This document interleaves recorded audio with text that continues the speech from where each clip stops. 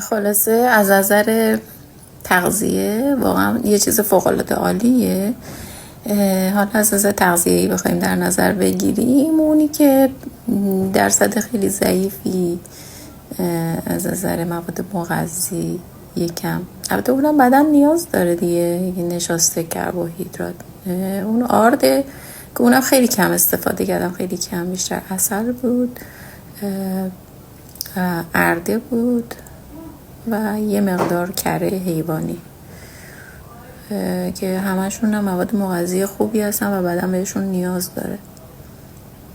صبحانه خیلی خوبی میتونه باشه برای مخصوصا برای بچه ها، خیلی خوبه، خیلی قویه، واقعا آدم ها نگه میداره واقعا. من خیلی بگم که آدم پرخوری هستم نیستم، ولی خوب بود.